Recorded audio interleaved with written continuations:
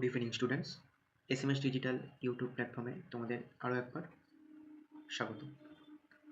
আজ আমি তোমাদের জন্য নিয়ে এসেছি 2024 সালের মাধ্যমিক জীবনবিজ্ঞান প্রশ্নের পিওয়াইকিউ ডিসকাশন।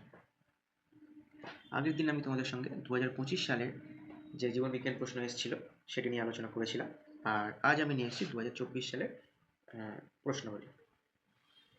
প্রথমে আমরা শুরু করছি। প্রথমে যে প্রশ্নটি দিয়েছে যে সঠিক জোটটি নির্বাচন করো, অর্থাৎ এখানে সঠিকটি নির্বাচন করতে বলেছে। অর্থাৎ যখনই আমরা পরীক্ষায় এরকম ধরনের কোশ্চেন বা প্রশ্ন পাবো, আগে আমরা দাগ দিয়ে দেবো যে কী চেয়েছে, সঠিকটা চেয়েছে না ভুলটি চেয়েছে, কোনটি চেয়েছে। তো আমরা এখানে সঠিকটা চেয়েছে, ঠিক আছে। তাহলে আমরা দেখি কী আছে।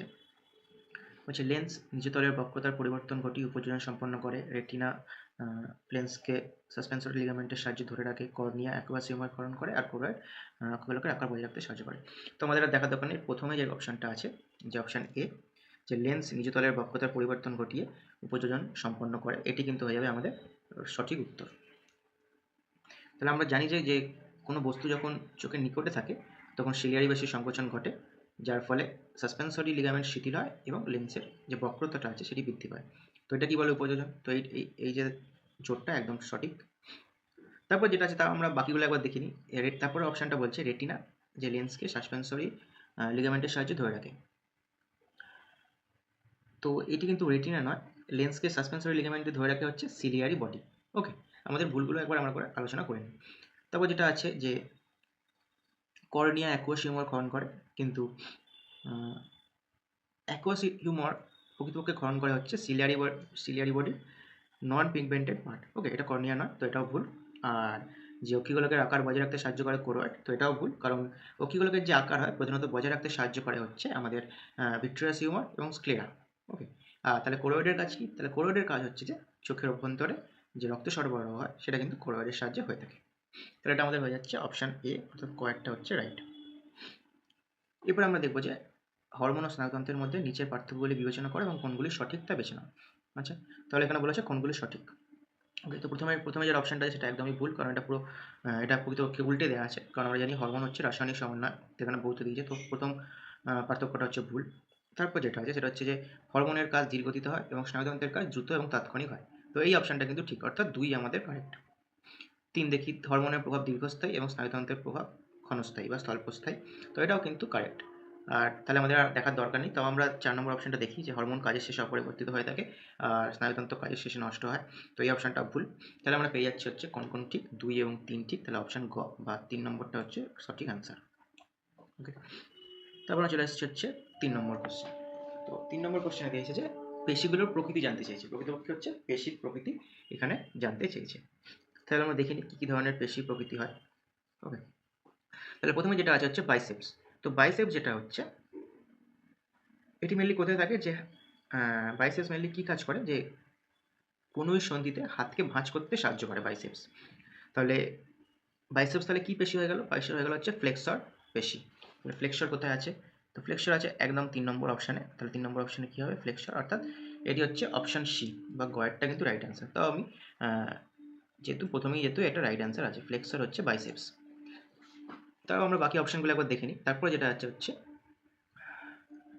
পাইরিফর্মস বা পাইরিফর্মিন্স, এটা কি হয়? এর কাজ হচ্ছে যে ফিমারকে বাইরের দিকে ঘোরাতে সাহায্য করে, অর্থাৎ এটা হচ্ছে রোটেটরের কাজ করে। ওকে, তারপর যেটা আছে হচ্ছে ল্যাটিসিমাস ডরসাই। তো এর কাজ কি? বাহুকে বা হাতকে দেহের কেন্দ্রের দিকে টানতে সাহায্য করে, অর্থাৎ এর কাজ হচ্ছে অ্যাডাক্টর। ওকে, তাহলে কী হয়ে গেল আমাদের? ফ্লেক্সর, রোটেটর আর অ্যাডাক্টর। ওকে, তাহলে এখানে হয়ে যাচ্ছে অপশান সি বা গয়েরটা হচ্ছে রাইট অ্যান্সার। এবার আমরা দেখব যে মাইটোসিসের কোন দশায় নিউক্লিয় জালিকা পুনর্গঠিত হয় বা নিউক্লিয় পর্দার পুনরাবির্ভাব ঘটে। ওকে, তাহলে কী হবে? এটা আমরা সবাই জানি যে এটা হয়ে যাবে হচ্ছে টেলোফেজ, কারণ এই টেলোফেজ হচ্ছে মাইটোসিসের একদম শেষ ধাপ, এবং এই ধাপেই কিন্তু নিউক্লিয় জালিকা আবার ফিরে আসে এবং বেমতন্তু অবলুপ্তি ঘটে। তো এটার রাইট অ্যান্সার হয়ে যাবে হচ্ছে টেলোফেজ বা অপশান বি। ওকে, এরপর দিচ্ছে সপুষ্পক উদ্ভিদের যৌনজনন পদ্ধতিতে নিচের কোন ঘটনাটি ঘটে। তাহলে এখানে এটা একদম ডাইরেক্ট কোশ্চেন। আমরা জানি যে সপুষ্পক উদ্ভিদের যৌনজনন পদ্ধতিতে কী ঘটে, যে এককোষী জাইগোট বহুকোষী ভ্রূণে রূপান্তরিত হয়। এককোষী জাইগোট বহুকোষী ভ্রূণ হচ্ছে অপশান সি বা গয়েরটা হয়ে যাবে রাইট অ্যান্সার। এবার আছে 6টা, যে ক্রোমোজোমের কোন গঠন সংক্রান্ত অংশটি ক্রোমোজোমের ঠিক মাঝখানে কিংবা এক প্রান্তে অবস্থান করতে পারে। তাহলে এটা আমরা জানি যে এটা রাইট আনসার কি হয়ে যাবে, এটা রাইট আনসার হয়ে যাবে হচ্ছে অপশান ডি, সেটা হয়ে যাচ্ছে সেন্ট্রোমিয়ার। কারণ আমরা জানি যে সেন্ট্রোমিয়ারের অবস্থানের ভিত্তিতে আমরা ক্রোমোজোমকে মেটাসেন্ট্রিক, সাবমেটাসেন্ট্রিক, অ্যাক্টোসেন্ট্রিক বা টেলোসেন্ট্রিক এই 4 ভাগে মেনলি ভাগ করতে পারি। তো এটা হয়ে যাবে হচ্ছে সেন্ট্রোমিয়ার। তাহলে যদি একদম সেন্ট্রোমিয়ার যদি মিডিলে থাকে তাহলে আমরা তাকে বলতে পারি হচ্ছে মেটাসেন্ট্রিক, যদি ঠিক মিডিলে না থাকে একটু উপরে থাকে তখন তাকে আমরা বলতে পারি সাবমেটাসেন্ট্রিক, যদি একদম টেলের দিকে থাকে তাহলে আমরা বলতে পারি টেলোসেন্ট্রিক, আর যদি টেল থেকে একটু দূরে থাকে তাহলে আমরা বলতে পারি হচ্ছে অ্যাক্টোসেন্ট্রিক। ওকে, এই 4 ভাগে মেনলি আমরা ক্রোমোজোমকে সেন্ট্রোমিয়ারের অবস্থানের ভিত্তিতে আমরা ভাগ করতে পারি। এরপর আমরা চলে আসছি হচ্ছে পরের প্রশ্ন, যে মোটর ফুলের বর্ণ সংক্রান্ত বৈশিষ্ট্যের ক্ষেত্রে প্রকট এবং প্রচ্ছন্ন বৈশিষ্ট্য কী। তো বর্ণের ক্ষেত্রে আমরা জানি প্রকট বৈশিষ্ট্য কি বেগুনি এবং প্রচ্ছন্ন বৈশিষ্ট্য হচ্ছে সাদা। তাহলে অপশান বি হয়ে যাবে এখানে রাইট অ্যান্সার। এরপর যেটা দিয়েছে যে গিনিপিগের ক্ষেত্রে দ্বিসংকর জননের F2 জনিত উৎপন্ন এই জিনোটাইপগুলির 4টির অনুপাত কি কি। তাহলে যদি জিনোটাইপগুলি 4টে আমরা অনুপাত দেখি তাহলে আমরা দেখব যে প্রতিটির ক্ষেত্রে কিন্তু ফিনোটাইপ আলাদা হচ্ছে। অর্থাৎ প্রথমেটা যদি আমরা দেখি যে সবকটি বৈশিষ্ট্য কিন্তু প্রকট, অর্থাৎ বি এর ক্ষেত্রেও প্রকট এবং আর এর ক্ষেত্রেও হচ্ছে প্রকট। তারপরে বৈশিষ্ট্য যদি আমরা দেখি, এটি হচ্ছে বি এর ক্ষেত্রে যদি প্রকট হয়, আর এর ক্ষেত্রে কিন্তু পুরোপুরি প্রচ্ছন্ন। ওকে, এবং প্রতিটার ক্ষেত্রে কিন্তু হোমোজাইগাস ফর্মেশন এগুলো আছে। তারপরের ক্ষেত্রে যদি আমরা দেখি, বি এর ক্ষেত্রে কিন্তু হোমোজাইগাস প্রচ্ছন্ন, আর এর ক্ষেত্রে হচ্ছে হোমোজাইগাস প্রকট, এবং তারপরটা কিন্তু দুটো ক্যারেক্টারিস্টিক্সের ক্ষেত্রে কিন্তু প্রচ্ছন্ন ক্যারেক্টারিস্টিক্স। তাহলে এর অনুপাত কিন্তু হয়ে যাবে 1:1:1:1। ওকে, অপশান এ।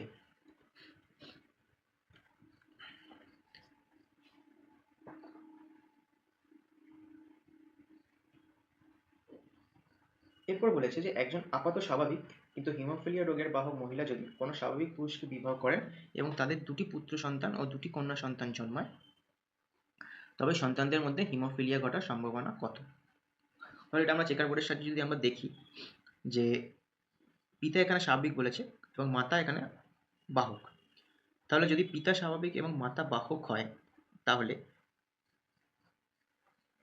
স্বাভাবিক কন্যা বা বাহক কন্যা এর সম্ভাবনা কত, 50%, 50%। অর্থাৎ স্বাভাবিক কন্যা অর্থাৎ তাদের ক্রোমোজোম কী কী থাকে, 2টি এক্স। তার এই একটি এক্স সে মায়ের কাছ থেকে পাবে, একটি এক্স সে পাবে বাবার কাছ থেকে।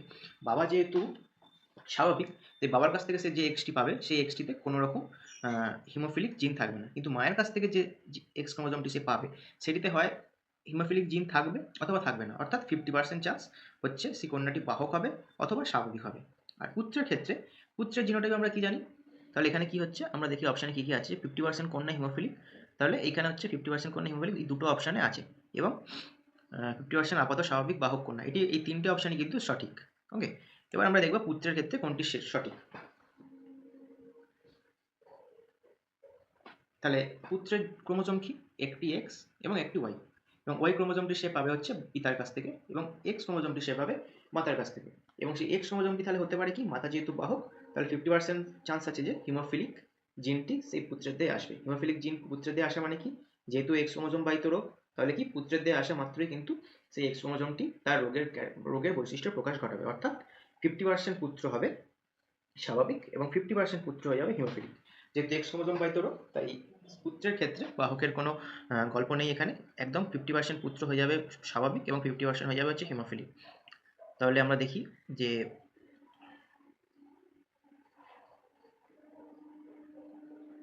কি কি আছে এখানে।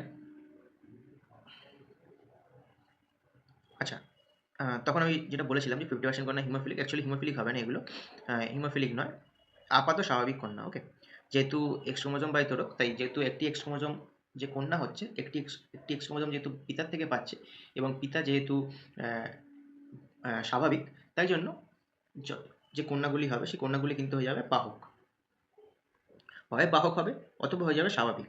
তাই জন্য যেহেতু এখানে স্বাভাবিক কন্যা নেই, আপাত স্বাভাবিক বাহক, অর্থাৎ 50% হয়ে যাচ্ছে বাহক এবং বাকি 50% পুত্র হয়ে যাচ্ছে হিমোফিলিক। এটা আমরা সহজেই চেকার বোর্ড দিয়ে আমরা করে দেখতে পারবো। ওকে, এরপর বলছে নিচের কোনটি ইকুয়াসের বৈশিষ্ট্য। তো আমরা সবাই জানি ইকুয়াস হচ্ছে আমাদের একদম আধুনিকতম ঘোড়া।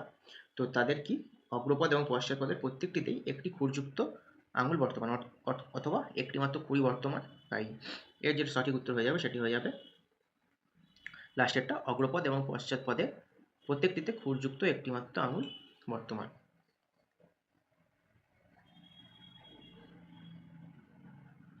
এবার আমরা দেখব যে নিচের কোনটি ডারউইনের অভিব্যক্তি সংক্রান্ত মতবাদের একটি সিদ্ধান্ত। তাহলে আমরা যদি দেখি যে ডারউইনের ক্ষেত্রে অভিব্যক্তি সংক্রান্ত মতবাদের একটি সিদ্ধান্ত হতে পারে, সেটা হচ্ছে প্রাকৃতিক নির্বাচন। ওকে, প্রাকৃতিক নির্বাচন হচ্ছে ডারউইনের অভিব্যক্তি সংক্রান্ত মতবাদের সিদ্ধান্ত, অপশন এ।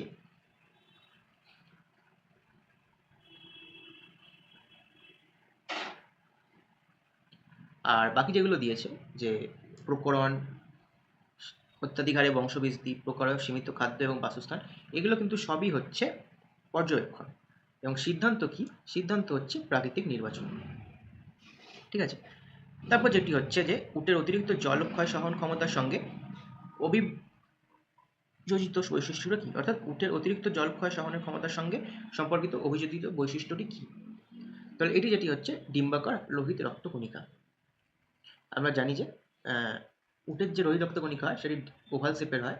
এর কারণে কি হয়, যখন অতিরিক্ত জল ক্ষয়ের কারণে যখন রক্ত ঘন হয়ে যায় তখন আরবিসিগুলি সহজে ভেঙে যায় না, এবং উল্টো দিকে যখন উটেরা জল পায়, প্রচুর পরিমাণে তারা সেই জল পান করে, তখনও কিন্তু আরবিসিগুলি অতিরিক্ত জল শোষণের ফলে স্ফীত হলেও ফেটে যায় না। ওকে, তাহলে এটা কি হয়ে যাবে, ডিম্বাকার লোহিত রক্তকণিকা।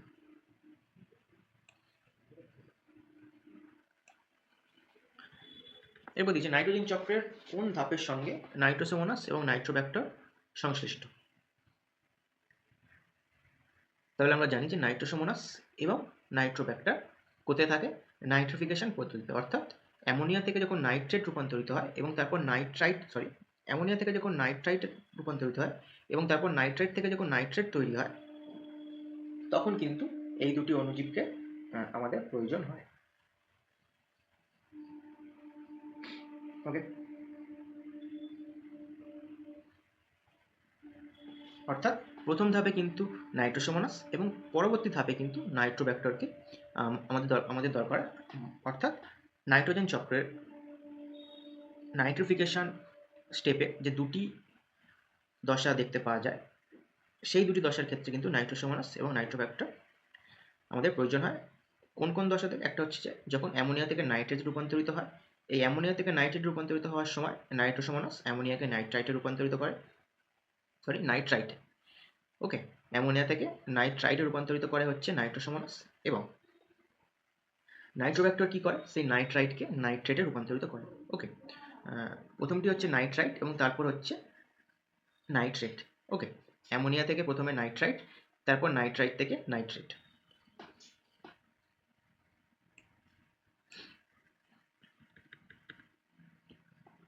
এরপর হচ্ছে মিজোরাম ও নিকোবর দ্বীপপুঞ্জ কোন জৈববৈচিত্র্যের হটস্পটের অন্তর্গত।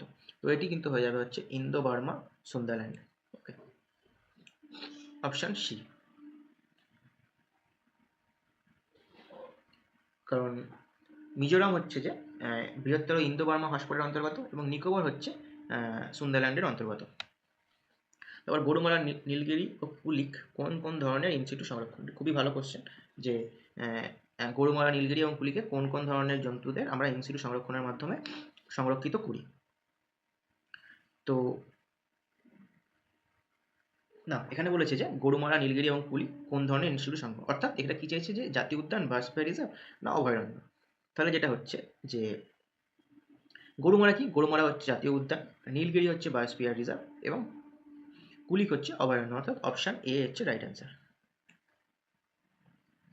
জাতীয় উদ্যান, বায়োস্ফিয়ার রিজার্ভ এবং অভয়ারণ্য। যদি আরও ভালো করে আমরা বলি যে গরুমারা কি পশ্চিমবঙ্গের জাতীয় উদ্যান অর্থাৎ ন্যাশনাল পার্ক, এবং নীলগিরি কিন্তু খুব ইম্পর্টেন্ট, নীলগিরি হচ্ছে ভারতের প্রথম বায়োস্ফিয়ার রিজার্ভ। এটাও আসতে পারে যে নীলগিরি কি, নীলগিরি ভারতের প্রথম বায়োস্ফিয়ার রিজার্ভ কোনটি, সেটি কিন্তু নীলগিরি। নীলগিরি হচ্ছে ভারতের প্রথম বায়োস্ফিয়ার রিজার্ভ। আর কুলিক কোথায় অবস্থিত? কুলিক কিন্তু হচ্ছে উত্তর দিনাজপুর জেলায় অবস্থিত হচ্ছে। ওকে, কুলিক হচ্ছে অভয়ারণ্য। এখানে মেনলি যে পাখিকে বা পাখিদেরকে ইন সিটু সংরক্ষণের মাধ্যমে সংরক্ষিত করা হয়। এবার হচ্ছে আমাদের শূন্যস্থান পূরণ। তাহলে 2-এর 1-এরটা কি আছে, স্নায়ুকোষের অ্যাকশনের মেডিওরিসিট এবং নিউরোলেমার মাঝে নিউক্লিয়াসযুক্ত ডিম্বাকার কোষ দেখতে পাওয়া যায়। তাহলে সেই কোষটি কি, সোয়ান কোষ। তাহলে সোয়ান কোষের কাজ এখানে আমরা একটুখানি আরও কি রিলেটেড কোশ্চেন আসতে পারে এই টপিক থেকে, বা যে উত্তরগুলো হচ্ছে যে সোয়ান কোষ কী কাজ করে। তো সোয়ান কোষ কি, স্নায়ুতন্ত্রে মায়োলিন আবরণী বা মেরুলারি সিট কিন্তু তৈরি করা হচ্ছে এই সোয়ান কোষ। ওকে, তারপরে দিচ্ছি যে কোন কোষ বিভাজনে ব্যায়ামতন্তু বা ক্রোমোজোম গঠিত হয় না। তো আমরা সবাই জানি এটা হচ্ছে অ্যামাইটোসিস। তারপর 3 নম্বরে কি আছে, 3 নম্বরে দিয়েছে যে জেনেটিক কাউন্সিলার থ্যালাসেমিয়া রোগে ড্যাশ জিনের উপস্থিতি নিশ্চিত করতে সাহায্য করে। তাহলে বাহক জিন হতে পারে এখানে, ঠিক আছে। জেনেটিক কাউন্সিলের মাধ্যমে আমরা থ্যালাসেমিয়া রোগ যদি কোনো দেহে বাহক হিসেবে থাকে বা বাহক জিনের উপস্থিতি আমরা লক্ষ্য করতে পারি। এরপর দিকে পৃথিবীতে জীববৈচিত্র্যের কারণ হলো আমরা প্রকরণ বলতে পারি, ঠিক আছে। প্রকরণ, পরিব্যক্তি ও প্রাকৃতিক নির্বাচন। কারণ জীববৈচিত্র্য বা প্রজাতির যে পার্থক্য হয়, সেই পার্থক্য সৃষ্টিতে পরিব্যক্তি অর্থাৎ মিউটেশনের মাধ্যমে নতুন বৈশিষ্ট্যের আবির্ভাব ঘটে, এবং প্রাকৃতিক নির্বাচনের মাধ্যমে সেই বৈশিষ্ট্যে বংশানুক্রমিকভাবে এক প্রজন্ম থেকে অন্য প্রজন্মে বাহিত হয়। অর্থাৎ প্রথমে মিউটেশন বা পরিব্যক্তির মাধ্যমে নতুন বৈশিষ্ট্যের সৃষ্টি হবে, এবং তারপর প্রাকৃতিক নির্বাচনের মাধ্যমে সেটি এক প্রজন্ম থেকে পরবর্তী প্রজন্মে সঞ্চারিত হবে। তারপর দিচ্ছে হাঁপানির সময় শ্বাসনালীর ক্লোমশাখা ও উপক্লোমশাখা প্রাচীর থেকে অধিক পরিমাণে, এটা আমরা সবাই জানি। তো এটা কি হবে, শ্লেষ্মা। ওকে, তারপরে যাবে যে মানুষের কাপড় কাচার ক্ষেত্রে ব্যবহৃত ড্যাশ সমৃদ্ধ ডিটারজেন্ট জলাশয় মিশলে ইউট্রিফিকেশন করে। তো এটা অবশ্যই সেটা হবে ফসফেট সমৃদ্ধ ডিটারজেন্ট। কারণ এই ফসফেট বা নাইট্রেট মেনলি হচ্ছে উদ্ভিদের পুষ্টি উপাদান। তো ফসফেট সমৃদ্ধ আমরা জানি যে ডিটারজেন্টে আমাদের ফসফেট ব্যবহৃত হয়। তো সেই ফসফেট যদি জলাশয়ে মিশলে তো সেখানে ইউট্রিফিকেশন ঘটার সম্ভাবনা থাকে, অর্থাৎ শৈবালের সংখ্যা বৃদ্ধি পায় যা ইউট্রিফিকেশন ঘটায়। এরপর হচ্ছে যে সত্য অথবা মিথ্যা বার করতে বলেছে। তো প্রথমে কি দিয়েছে যে ফোকাস দৈর্ঘ্যের প্রয়োজন মতো পরিমার্জন করার জন্য চোখের রেটিনার ক্ষমতা হলো উপযোজন। তো এটি কিন্তু একদমই ভুল, কারণ এটি কিন্তু রেটিনার ক্ষমতা নয়, বরং চোখের লেন্সের ক্ষমতা, যা সিলিয়ারি পেশি ও সাসপেন্সরি লিগামেন্টের সাহায্যে লেন্সের বক্রতার পরিবর্তন করে তারা ফোকাস দৈর্ঘ্যে মেনটেন করে। ওকে, তো এটা কিন্তু ভুল। তারপর দিচ্ছি যে হ্যাপ্লয়েড রেণু উৎপন্ন করার সময় মাইটোসিসে কোষ বিভাজন ঘটে। তো এটিও কিন্তু ভুল, কারণ হ্যাপ্লয়েড অর্থাৎ এন রেণু উৎপাদনের জন্য সাধারণত মিওসিস কোষ বিভাজন ঘটাতে হয়, অর্থাৎ হ্রাস বিভাজন আমাদের দরকার হয়, অর্থাৎ 2n থেকে n বা হ্যাপ্লয়েড উৎপন্ন করার জন্য মিওসিসের প্রয়োজন হয়। তারপর দিয়েছে বড় হাতের বি, ছোট হাতের বি, বড় হাতের আর ছোট হাতের আর জিনোটাইপ যুক্ত গিনিপিকে উভয় লোকাসের জন্য হেটেরোজাইগাস। সেটা তো আমরা জানি, এটা একদমই ঠিক। উভয় লোকাসের জন্য কিন্তু এটা হেটেরোজাইগাস। তারপর যে নিষ্ক্রিয় অঙ্গসমূহ অভিসারী বিবর্তনকে নির্দেশ করে। তো এটিও কিন্তু ভুল, কারণ নিষ্ক্রিয় অঙ্গ হলো কোনো অঙ্গের বিলুপ্তি। ওকে, এটি মেনলি প্রধানত হচ্ছে অপসারী বিবর্তনকে নির্দেশ করে, অর্থাৎ একই পূর্বপুরুষ থেকে যখন আমরা ভিন্ন ভিন্ন পরিবেশে অভিযোজিত হই তখন কিছু অঙ্গ নিষ্ক্রিয় হয়ে পড়ে, যা অর্থাৎ যা আমাদের প্রয়োজন হয় না। ওকে, তো তাহলে এই নিষ্ক্রিয় অঙ্গ কী করে, নিষ্ক্রিয় অঙ্গ হচ্ছে অভিসারী বিবর্তনকে নির্দেশ করে। মানে কিছু জীব যাদের হয়তো প্রাচীন কোনো কালে বা এটা এরকমভাবে ভাবা যেতে পারে যে নিষ্ক্রিয় অঙ্গ মানে কি, সেই অঙ্গটা মানে আমাদের এখন বর্তমানে প্রয়োজন হয় না, অর্থাৎ কোনো এক কালে বা কোনো এক সময় সেইটি আমাদের প্রয়োজন হতো। অর্থাৎ আমরা এখন আগে যে পরিবেশে থাকতাম সেই পরিবেশে এখন আমরা থাকছি না, আমরা অন্য পরিবেশে এসে বসবাস করছি। তাহলে কি হলো, তাহলে এটি হচ্ছে কিন্তু অভিসারী নয়, অপসারী বিবর্তনকে নির্দেশ করছে। অর্থাৎ এক জায়গায় কিছু প্রাণী থাকতো, তারপর তারা ভিন্ন ভিন্ন পরিবেশে ছড়িয়ে পড়লো, অর্থাৎ মানে এটি হচ্ছে অপসারী বিবর্তনকে নির্দেশ করে। ওকে, এরপর যেটা আছে যে ক্রায়ো সংরক্ষণের জন্য তরল নাইট্রোজেন ও 196 ডিগ্রি উষ্ণতা ব্যবহার করা হয়। তো এটা কিন্তু ঠিক, কারণ এক্সিডু সংরক্ষণের ক্ষেত্রে আমরা জানি উপাদানগুলিকে দীর্ঘকাল সজীব রাখার জন্য তরল নাইট্রোজেন ব্যবহার করা হয়, যার টেম্পারেচার কিন্তু 196 ডিগ্রি। ওকে, সরি। তারপর দেখি চোখের অপটিক স্নায়ু ও রেটিনার সংযোগস্থলে যে অংশে আলোক সুবিধি কোষ থাকে না সেটি কিন্তু অন্তঃবিন্দু। তো এটাও কিন্তু একদম ঠিক, যে যেটি রেটিনার যে স্থানে অপটিক স্নায়ু অক্ষিগোলক থেকে বেরিয়ে যায়, বা উল্টো দিক থেকে আমরা বলতে পারি অপটিক স্নায়ু অক্ষিগোলকের মধ্যে প্রবেশ করে, সেই স্থানে কিন্তু কোনো আলোক সুবিধি কোষ থাকে না। তো সেইখানে কিন্তু আমরা সেই পয়েন্টটাকে আমরা কিন্তু বলি হচ্ছে অন্ধবিন্দু। তো এটি কিন্তু ঠিক। এরপর আমাদের দিয়েছে একটি ছক মেলাতে যে ম্যাচিং। তো প্রথমে যেটা আছে হচ্ছে অ্যাড্রিনালিন। তাহলে অ্যাড্রিনালিনের সঙ্গে আমরা যদি দেখি এখানে অ্যাড্রিনালিন তাহলে কী করে, যে হৃদস্পন্দন বাড়ায় বা হৃদ উৎপাদন বাড়ায় বা রক্তচাপ বাড়ায়। তো এটা কি হয়ে গেল হচ্ছে হচ্ছে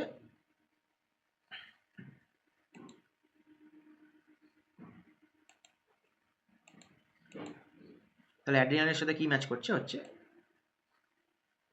অ্যাড্রিনালিন। ওকে, তারপর দিচ্ছে হচ্ছে স্বপরাগযোগ। তাহলে স্বপরাগযোগের সাথে কি ম্যাচ করে বায়ুদূষক? না, হ্যাঁ, স্বপরাগযোগ তাহলে কি, যে বাহকের প্রয়োজন হয় না। স্বপরাগযোগের ক্ষেত্রে আমরা জানি যে উদ্ভিদের বাহকের প্রয়োজন হয় না। তবে দিচ্ছে ফুলের অবস্থান কাক্ষিক। তাহলে ফুলের অবস্থান কাক্ষিক যদি হয় তাহলে কিন্তু এটি কিন্তু হয়ে যাচ্ছে হচ্ছে প্রকট বৈশিষ্ট্য। ওকে, আমরা জানি যে প্রকট বৈশিষ্ট্য হচ্ছে কাক্ষিক। ফুলের অবস্থান যখন ফুল যদি মোটর গাছের কাক্ষিক মুকুলে হয় তো সেটা কিন্তু হয়ে যাচ্ছে হচ্ছে প্রকট বৈশিষ্ট্য। এবার দিচ্ছে গরম তরল সুপ। তো এটা জানি যে বিজ্ঞানী হ্যালডেনের পরীক্ষায় যখন জৈব যৌগ মানে জৈব যৌগ মিক্সড যে কেমিক্যালের সৃষ্টি হয়েছিল, বা সরি, যে বিজ্ঞানী হ্যালডেনের মতে যে বিভিন্ন জৈব যৌগ সমন্বিত উত্তপ্ত সমুদ্রের জলকে কিন্তু তিনি তরল গরম সুপ বলে অভিহিত করেছিলেন। তো এটি কিন্তু হয়ে যাচ্ছে হচ্ছে বি। এরপর যেটি আছে, এরপর আমাদের বাকি রয়েছে হচ্ছে দুটি এসপিএম এবং অস্থির ভঙ্গুরতা ও অস্থিসন্ধিতে বাধা। তো এরপর যেটি আছে হচ্ছে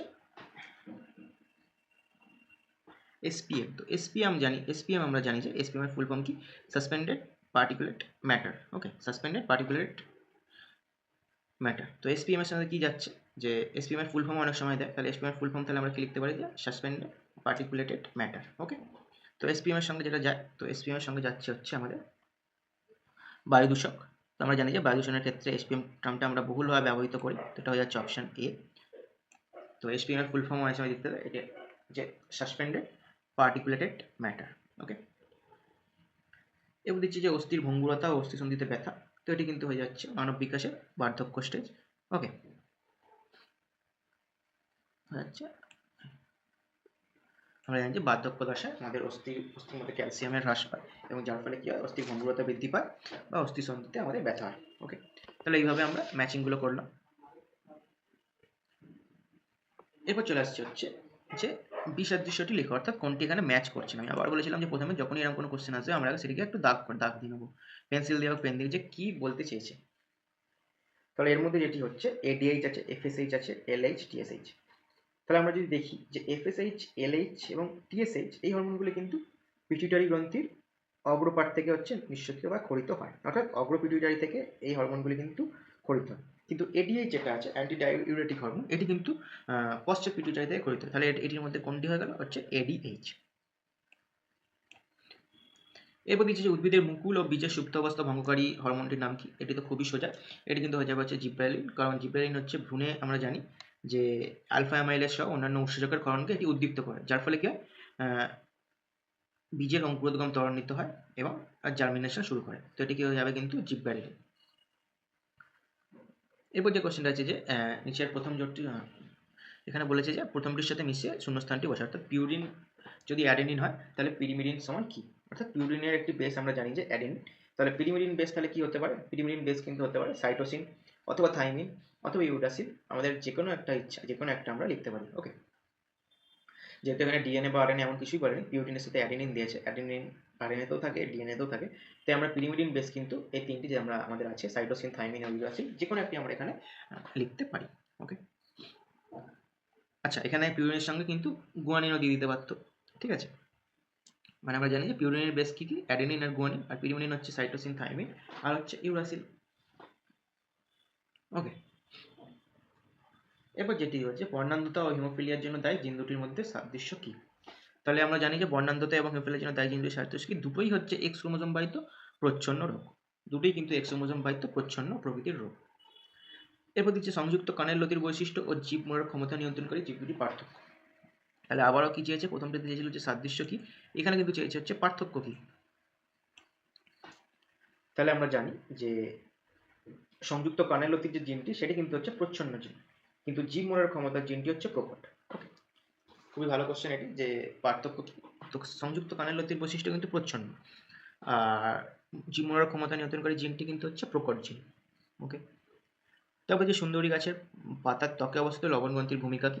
তো লবণগ্রন্থির ভূমিকা কী? যে অতিরিক্ত লবণ বা সোডিয়াম ক্লোরাইড দেহ থেকে নিষ্কাশন করা। এটি হচ্ছে সুন্দরী গাছের যে তারা যে লবণাক্ত পরিবেশে বেড়ে উঠেছে, তো তাদের সেই অভিযোজনের ফলস্বরূপ তারা এই ক্যারেক্টারিস্টিক্সটা ডেভেলপ করেছে। ওকে, তারপর দিয়েছে যে নিচের 4টি বিষয়ের মধ্যে কোনটি 3টি অপর বিষয়ের অন্তর্গত? ওকে, তাহলে যদি আমরা বলি যে কোনটি অপরটির অন্তর্গত,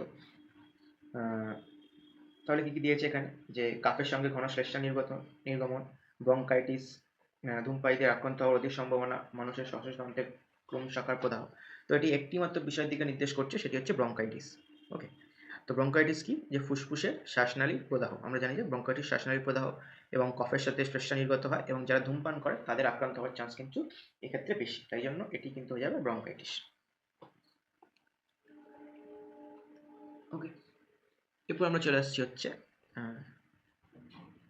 কুমির সংরক্ষণে গৃহীত প্রজেক্ট ক্রোকোডাইলে কোন বিষয়ের উপর সর্বাধিক গুরুত্ব আরোপ করা হয়েছে?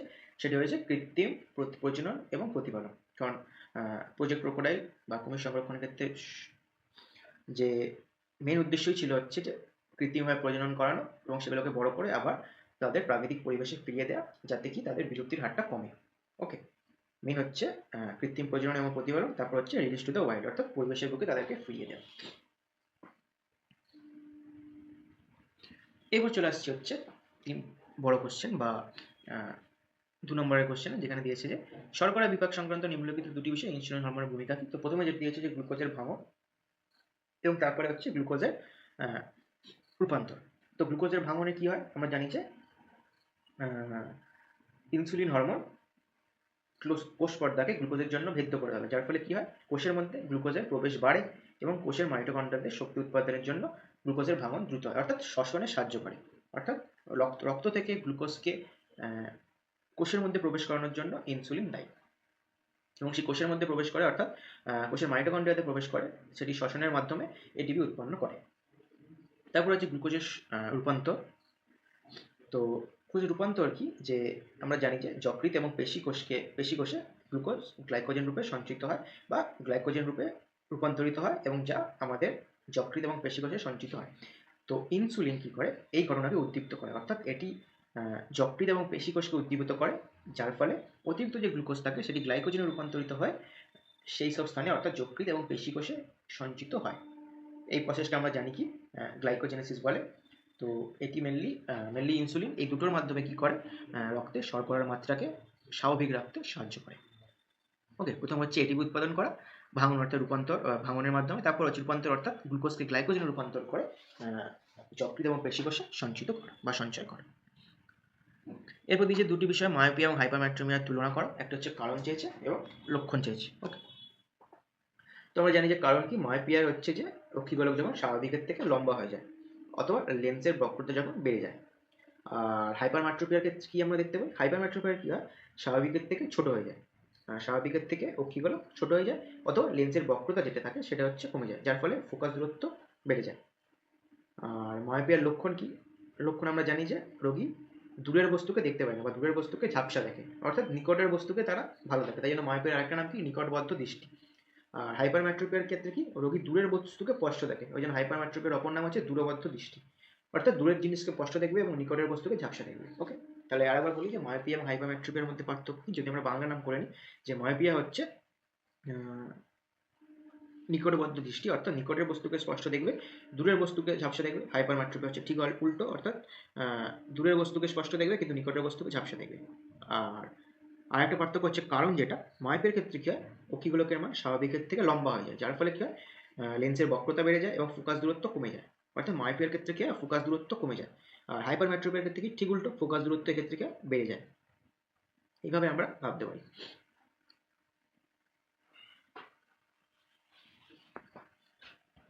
এরপর দিয়েছে যে গমনের একটি চালিত শক্তি হলো প্রজননিক কাজের জন্য একত্রিত হওয়া। দুটি সামুদ্রিক জীব উদাহরণের সাহায্যে বক্তব্যটি যথাযথতা প্রকাশ করো। তো এটা আমাদের বলছে যে যখন আমরা গমন করতে অর্থ কি? আমরা যখন এক স্থান থেকে অন্য স্থানে যাই। ওকে, তো এখানে বলছে যে প্রজননের জন্য একত্রিত হচ্ছে বা প্রজননের জন্য গমন করছে এমন দুটি সামুদ্রিক জীব উদাহরণ দাও। তো একটা তো আমরা সবাই জানি, আমাদের ইলিশ মাছ হবে কিন্তু এই প্রজনন কার্যের জন্য একত্রিত হওয়া সামুদ্রিক জীব। এছাড়াও আমরা বলতে পারি হচ্ছে ইল মাছ, ঠিক আছে? এছাড়া হচ্ছে স্যামন মাছ বা স্যামন ফিশ, স্যালমন যেটাকে আমরা বলি স্যালমন ফিশ বা স্যামন মাছ, ওকে?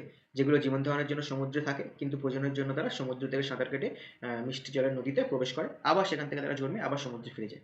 একইভাবে ইলিশ মাছও তাই, তারা সমুদ্রে থাকে কিন্তু প্রজননের জন্য তারা সমুদ্র থেকে সাঁতার কেটে মিষ্টি জলে প্রবেশ করে, ডিম পাড়ে এবং আবার তারা সমুদ্রে ফিরে যায়। আহ, এইভাবে কিন্তু কাজ কাজ আমরা বলতে পারি। তারপর যে দূরদর্শনে কোনো উত্তেজক খেলা দেখার সময় একজন দর্শক কোন কোন প্রতিবদ্ধ ক্রিয়া সম্পন্ন করে, ওকে? তাহলে আমরা দেখতে পাই যে প্রথমে হচ্ছে যে ব্লিঙ্কিং রিফ্লেক্স, অর্থাৎ যদি আমরা বলি যে চোখের পলক ফেলা, ওকে? যে দীর্ঘ সময় যদি আমরা টিভির দিকে তাকিয়ে থাকি বা দূরদর্শন বা টেলিভিশনের দিকে তাকিয়ে থাকি আমাদের চোখ কিন্তু শুষ্ক হয়ে যায়। তাই বারবার সেই শুষ্কতা থেকে রক্ষা করার জন্য চোখ কিন্তু বারবার বা চোখের পাতা কিন্তু বারবার বা চোখের পলক যেটা অনিচ্ছাকৃতভাবে কিন্তু চোখের পলক পড়ে, যার ফলে কি হয় চোখ শুষ্কতা থেকে রক্ষা হয়। আরেকটা হচ্ছে যে উপযোজন প্রতিপত্ত, ওকে? তো আহ, যে স্কোর বোর্ড বা কোনো খেলোয়াড়কে দেখার জন্য, ঠিক আছে? বা কোনো আমরা যে দূরদর্শন বা টিভিতে যে খেলা দেখি, তো সেখানে কি হয় যে অনেক ক্যামেরা থাকে, সেই ক্যামেরার অ্যাঙ্গেল যখন বিভিন্ন বিভিন্ন রকমের হয়, তো আমাদের চোখ কি করে সেগুলো স্পষ্ট দেখার জন্য কি হয় বারবার কি হয় লেন্সের বক্রতাকে পরিবর্তন করতে থাকে, অর্থাৎ উপযোজন প্রক্রিয়াটাকে আমাদের চোখ বারবার রিপিট করে। তো সেই উপযোজন প্রতিপত্র কিন্তু এক্ষেত্রে অপর একটি প্রতিবর্তকীয় উদাহরণ, অর্থাৎ প্রথমটি হচ্ছে ব্লিঙ্কিং রিফ্লেক্স, অর্থাৎ বারবার চোখের পাতা পড়া, যার ফলে কি হবে চোখ আমাদের শুষ্কতার হাত থেকে রক্ষা পাবে। এবং অপরটি কি হচ্ছে উপযোজন, অর্থাৎ বিভিন্ন খেলোয়াড় বা স্কোরবোর্ড দেখার জন্য চোখের লেন্স কিন্তু বা চোখ কিন্তু বা আমাদের যে প্রতিবর্ত ক্রিয়া কিন্তু প্রতিবর্ত ক্রিয়ার মাধ্যমে আমরা লেন্সের বক্রতাকে অনিচ্ছাকৃতভাবে পরিবর্তন করি, যার ফলে কি প্রযোজন প্রতিবর্ত সম্পন্ন হয়। এরপরে যে প্রশ্ন দিয়েছে যে উদ্ভিদ ও প্রাণীদের ক্ষেত্রে মিয়োসিস কোষ বিভাজনের ঘটনাস্থলের তালিকা তৈরি করা, অর্থাৎ কোথায় ঘটে। তাহলে যদি আমরা উদ্ভিদের ক্ষেত্রে বলি যে উদ্ভিদের ক্ষেত্রে কিন্তু পরাগরেণুর মধ্যে ঘটে, অর্থাৎ পরাগরেণু মাতৃকোষে যখন হ্যাপ্লয়েড রেণু সৃষ্টির জন্য, অর্থাৎ যখন টুয়েন থেকে হ্যাপ্লয়েড রেণু সৃষ্টি হয়, পরাগরেণু মাতৃকোষ অর্থাৎ মাতৃকোষ আমরা জানি পরাগরেণু মাতৃকোষ হচ্ছে টুয়েন, সেই টুয়েন থেকে যখন এন হবে তখন কিন্তু এই মিয়োসিস হয়। এবং প্রাণীদের ক্ষেত্রে কিন্তু আমরা জানি যে শুক্রাণু উৎপাদনে এবং ডিম্বাণু উৎপাদনে, অর্থাৎ শুক্রাশয় এবং ডিম্বাশয় কিন্তু এই মিয়োসিস ঘটে, ওকে? অর্থাৎ এক্ষেত্রে কিন্তু গ্যামেট উৎপন্ন হয়। জনুক্রম ব্যাখ্যা করো। তাহলে ফানার জনুক্রম ব্যাখ্যা করতে বলেছে কিসের মাধ্যমে? শব্দচিত্রের মাধ্যমে। তাহলে যদি শব্দচিত্রের মাধ্যমে আমরা দেখি, তাহলে আমরা এই যে কথাগুলো আছে আমরা এগুলো জাস্ট অ্যারো করে লিখে দেবো যে ফানের জনুক্রম, ওকে? তো এরপর যে প্রশ্নটি আছে যে উদ্ভিদ কোষের সাইটোকাইনেসিস কীভাবে ঘটে, তো আমরা এক কথায় বলতে পারি যে উদ্ভিদ কোষের সাইটোকাইনেসিস ঘটে হচ্ছে কোষ প্লেট গঠনের মাধ্যমে, ওকে? এরপর হচ্ছে যে আমরা যদি একটুখানি ব্যাখ্যা করে লিখি তাহলে আমরা এর ধাপগুলোকে উল্লেখ করে দিতে পারি। তো প্রথম ধাপ হচ্ছে যে কোষ প্লেটের উৎপত্তি, দ্বিতীয় ধাপ হচ্ছে প্লেট গঠন, তৃতীয় ধাপ হচ্ছে কোষ প্রাচীর গঠন এবং চতুর্থ ধাপ হচ্ছে কোষের বিভাজন। এবার এই নিয়ে যদি আমরা এক দু লাইন করে লিখে দিতে পারি, যেমন কোষ প্লেটের উৎপত্তি হচ্ছে যদি আমরা বলি যে মাইটোসিসের টেলোফেজ দশায় গলগি বডি থেকে ভেসিকেল বা বুদবুদ নির্গত হয়, অর্থাৎ যা মাইক্রোটিউবিউল এই ভেসিকলগুলোকে কোষের কেন্দ্রে নিয়ে আসে, অর্থাৎ গলগি বস্তু থেকে ভেসিকল নির্গত হয়। তারপর হচ্ছে কোষ প্লেট গঠন, এই কোষ প্লেট গঠনে আমরা লিখতে পারি যে কোষের কেন্দ্রে পৌঁছানোর পর এই যে ভেসিকলগুলো আছে একে অপরের সঙ্গে মিলিত হয় একটি সমতল ঝিল্লি লাইক স্ট্রাকচার গঠন করে, তো এটাই হয়ে যাচ্ছে হচ্ছে সেল প্লেট।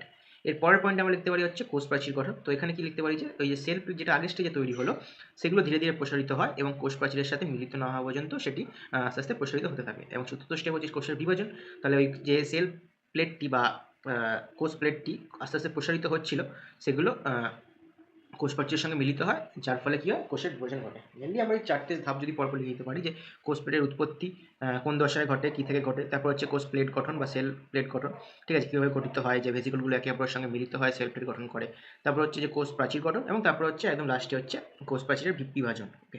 তো আমরা এইভাবে এটাকে শ্রেণীবিভাগ করতে পারি। তো এরপরে দিয়েছে হচ্ছে যে বংশগতি সম্পর্কিত নিচের শব্দ দুটির হচ্ছে ব্যাখ্যা করতে বলেছে, ওকে? তো এগুলো খুবই সোজা, একটি হচ্ছে অ্যালিল এবং অপরটি হচ্ছে লোকাস। তো অ্যালিল কি? তো অ্যালিল মেনলি হচ্ছে যে কোনো একটি নির্দিষ্ট জিনের বিভিন্ন রূপ বা প্রকারভেদ, মানে জিনের প্রকারভেদই হচ্ছে অ্যালিল। আর লোকাস হচ্ছে যে ক্রোমোজোমের যে স্থানে একটি জিন বা তার অ্যালিলগুলি অবস্থান করে সেটি হচ্ছে লোকাস। তো এটা হচ্ছে এক কথা। এবার যদি একটু সাজিয়ে গুছিয়ে আমরা লিখি যে অ্যালিল কি, তো অ্যালিল হচ্ছে একটি নির্দিষ্ট জিনের রূপভেদ, প্রথমে আমরা এটা লিখবো। তারপর হচ্ছে যে প্রতিটি জিনই এরকমভাবে লিখতে পারি যে আমরা প্রতিটি জিন জানি যে একটি ক্রোমোজোমের নির্দিষ্ট স্থানে অবস্থান করে এবং কোনো একটা নির্দিষ্ট বৈশিষ্ট্যের জন্য সেই জিনটি হচ্ছে দায়ী, ওকে, তো এই যে জিনগুলির বিভিন্ন রূপভেদ আমরা লক্ষ্য করতে পারি, সেই রূপভেদগুলোকেই বলা হয় একে অপরের বা একে অন্যের অ্যালিল। আর লোকাস কি, যে ক্রোমোজোমের যে নির্দিষ্ট স্থানে একটি জিন বা তার অ্যালিলগুলি অবস্থান করে, সেইগুলি হচ্ছে সেই জায়গাটা হচ্ছে লোকাস। ওকে, তাহলে অ্যালিল যদি লোক হয় তাহলে লোকাস হচ্ছে সেই লোকের বাড়ি। ওকে, এভাবে আমরা ভাবতে পারি। তারপর দেখে যায় কিছু সংকর জন্মের ক্ষেত্রে একটি জনিত ফিনোটাইপ বা জিনোটাইপের অনুপাত কীভাবে মেন্ডেলের বংশগতি সংক্রান্ত প্রথম সূত্রে বিচ্যুতি নির্দেশ করে, তার একটি উদাহরণের সাহায্যে দেখো। ওকে, তাহলে বলেছে যে প্রথম সূত্রে বিচ্যুতি। ওকে, প্রথম সূত্র মানে হচ্ছে মেন্ডেলের হচ্ছে এক সংকর জন্ম, যেখান থেকে তিনি পেয়েছিলেন যে ফিনোটাইপ হচ্ছে 3:1 এবং জিনোটাইপ হচ্ছে 1:2:1। ওকে, তাহলে মেন্ডেলের অ্যাকর্ডিং টু মেন্ডেল, তাহলে এক সংকর জন্মের ক্ষেত্রে মেন্ডেলের প্রথম সূত্র অনুসারে যে F2 জনুতে জিনোটাইপ এবং ফিনোটাইপের অনুপাত তাহলে কী হওয়া উচিত ছিল, 1:2:1 হচ্ছে জিনোটাইপ এবং ফিনোটাইপ হওয়া উচিত ছিল হচ্ছে 3:1। আমি এক সংকর জন্মের ক্ষেত্রে বলছি। ওকে, তাহলে যদি আমরা বলি যে সেই সূত্র মানে না বা সেই অনুপাত মানে না, তাহলে কিসের জন্য? একটি উদাহরণ যদি আমরা দিতে পারি যে অসম্পূর্ণ প্রকটতা বা সহপ্রকটতা, এগুলোর ক্ষেত্রে আমরা এই উদাহরণটা দিতে পারি। যেমন হচ্ছে যে সন্ধ্যামালতী ফুলের ক্ষেত্রে যদি আমরা লাল এবং সাদা অর্থাৎ বড় হাতের আর এবং ছোট হাতের ফুলের সংকলন করাতে F1 জনুতে আমরা না সাদা পাই না লাল পাই। F1 জনুতে কিন্তু আমরা